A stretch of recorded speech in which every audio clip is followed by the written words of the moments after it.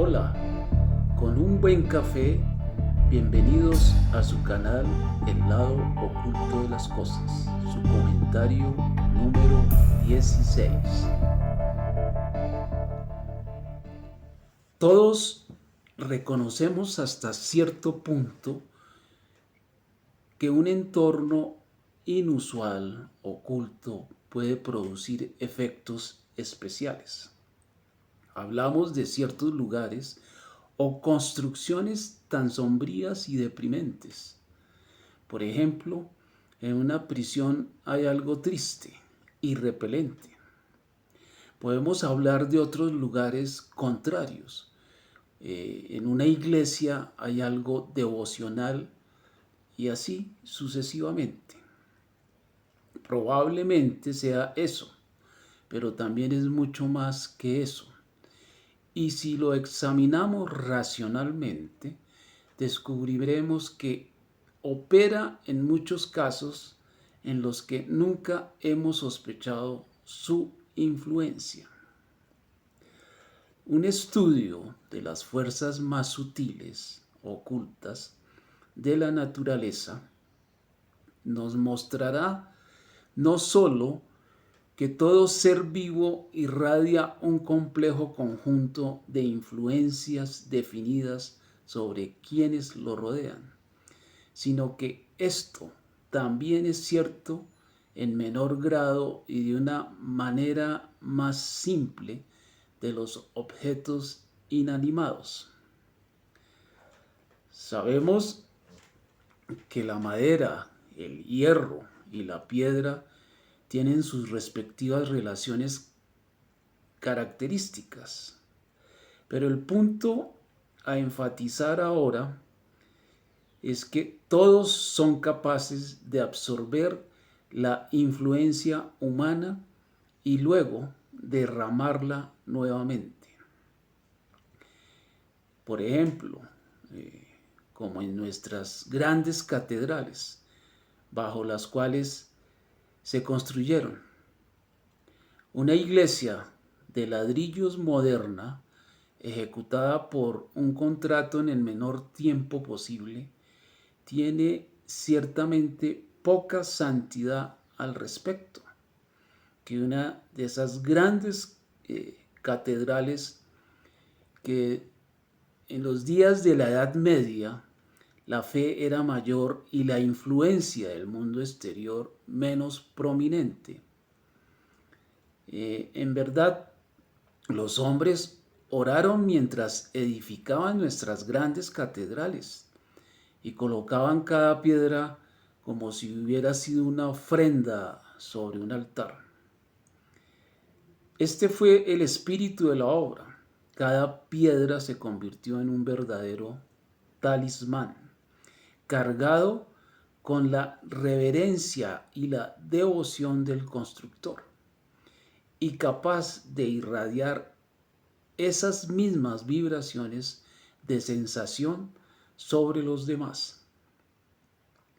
Las multitudes que vinieron después para adorar en el santuario no solo sintieron estas radiaciones o vibraciones, sino que las fortalecieron a su vez por la reacción de sus propios sentimientos. Así, cada fragmento del edificio de ese templo es un talismán. Por ejemplo, la iglesia de la Natividad en Belén y la de la Crucifixión en Jerusalén son ejemplos de esto. La gran estupa o edificio destinado al culto budista en forma circular y generalmente abovedeado. En Buddha Gaya, ciudad de la India, donde el señor Gautama, príncipe Siddhartha, alcanzó su budado o iluminación. Otro ejemplo, el templo de Vichampat, donde se supone que Vishnu dejó la huella de su pie. Todos estos lugares están especialmente bendecidos y cargados con un magnetismo que se mantendrá a través de las edades e irradiará y beneficiará a quienes se hallen dentro del radio de su influencia. El lugar en el que el señor Buda ganó el paso que le dio ese augusto título está cargado con un magnetismo que hace que brille como un sol para cualquiera que tenga visión clarividente. Está calculado para producir el efecto magnético más fuerte posible en cualquier persona que sea naturalmente sensitiva a tal influencia o que deliberadamente se haga temporalmente sensitiva a tal influencia al ponerse en una actitud de sincera devoción. En un artículo sobre el Buddha Gaya en el Lotus Journal, Krishnamurti escribió lo siguiente: cuando me senté tranquilamente bajo el árbol por un tiempo, pude ver al señor Buda como se veía cuando se sentó allí. De hecho, el registro de su meditación sigue siendo tan fuerte que solo se necesita un poco de clarividencia para verlo a él aún ahora. Tuve la ventaja de haberlo conocido en esa vida en el año 588 a.C. y ser uno de sus seguidores, de modo que fue más fácil para mí volver a verlo en esta vida presente. Pero creo que casi cualquiera que sea un poco sensible lo vería en Buddha Gaya, quedándose quieto por un corto tiempo, porque el aire está lleno de su influencia e incluso ahora siempre hay grandes devas bañándose en el magnetismo y protegiendo el lugar. Vemos actualmente que el comercio de reliquias haya llevado en todo el mundo al fraude, por un lado, y a la credulidad ciega por el otro. No es algo de discutir este tema, pero eso de ninguna manera altera el hecho de que una reliquia genuina pueda ser algo valiosa. Todo lo que ha sido parte del cuerpo físico de un gran ser o incluso de las prendas que han vestido ese cuerpo físico está impregnado con su magnetismo personal. Eso significa que está cargado con las poderosas ondas de pensamiento y sentimiento que solían emitir de él, así como puede estar cargada una batería eléctrica. La fuerza que posee se intensifica y se perpetúa por las ondas o vibraciones de pensamiento, vertidas sobre él a medida que pasan los años, por la fe y la devoción de las multitudes que visitan el santuario. Esto cuando la reliquia es genuina, pero la mayoría de las reliquias no lo son. Incluso, entonces, aunque no tienen una fuerza inicial propia, adquieren mucha influencia a medida que pasa el tiempo, de modo que aún una falsa reliquia de ninguna manera carece de efecto. Por lo tanto, cualquier persona que se ponga en una actitud receptiva y que entre en el entorno inmediato de una reliquia, recibirá en sí misma sus fuertes vibraciones y pronto estará más o menos en sintonía con ellas. Dado que esas vibraciones son incuestionablemente mejores y más fuertes que cualquiera que ella pueda generar por su propia cuenta, esto es algo bueno para ella. Por el momento, la eleva a un nivel superior, le abre un mundo superior, y aunque el efecto es solo temporal, esto no puede sino ser bueno para ella. Un evento que lo dejará por el resto de su vida un poco mejor que si no hubiera ocurrido.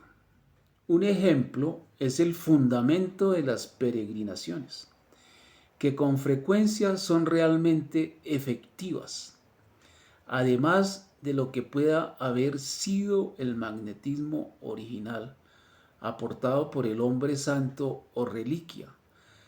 Tan pronto como se establece el lugar de peregrinación y cantidades de personas comienzan a visitarlo, entra en juego otro factor importante. El lugar comienza a cargarse con el sentimiento devocional de toda esta multitud de visitantes. Posteriormente, estas visitas o esta multitud de personas dejan atrás esa influencia, esa vibración cuando se van. Pero reacciona posteriormente sobre los que llegan después. Por lo tanto, la influencia de uno de estos lugares sagrados generalmente no disminuye a medida que pasa el tiempo, ya que si la fuerza original tiende a disminuir levemente, por otro lado, se alimenta constantemente con nuevos advenimientos de devoción. El único caso en el que el poder se desvanece es el de un santuario descuidado, como por ejemplo cuando un país es conquistado por gentes de otra religión, para quienes los viejos santuarios son como nada. Entonces la influencia, si ha sido originalmente lo suficientemente fuerte, persiste casi sin disminuir durante muchos siglos, y por esta razón aún las ruinas tienen a menudo una poderosa fuerza conectada con ellas. La religión egipcia, por ejemplo, se ha practicado poco desde la era cristiana, pero ninguna persona sensitiva puede pararse en medio de las ruinas de uno de sus templos sin ser poderosamente afectada por la corriente de su pensamiento o sus vibraciones. En este caso particular entra en juego otra fuerza. La arquitectura egipcia era de un tipo definido, con el propósito de producir una impresión definida sobre sus adoradores, y quizás ninguna arquitectura haya cumplido su propósito de manera más efectiva. Los fragmentos destrozados que aún permanecen producen ese efecto en un grado nada despreciable. Para el estudiante de religiones comparadas o de lo oculto, que sea sensitivo, no puede haber una experiencia más interesante que esta. bañarse en el magnetismo de las religiones más antiguas del mundo, sentir su influencia como la sintieron sus devotos hace miles de años, comparar las sensaciones de Tebas o Luxor con las del Partenón, o los hermosos templos griegos con las vastas ruinas de Yucatán. Tal vez haya menos necesidad de estudiar las ruinas de la India, ya que la vida cotidiana allí ha permanecido tan invariable a lo largo de las épocas, que no se requiere ninguna facultad clarividente para imaginársela como lo fue hace miles de años. Ninguno de los actuales edificios de la India se remonta a ningún periodo de apreciable diferencia, y en la mayoría de los casos, las reliquias de la época de oro de la India, bajo las grandes monarquías atlantes, cuarta raza raíz, ya están profundamente sepultadas en el océano Atlántico. Amigos, bienvenidos a su nuevo comentario, el número 17.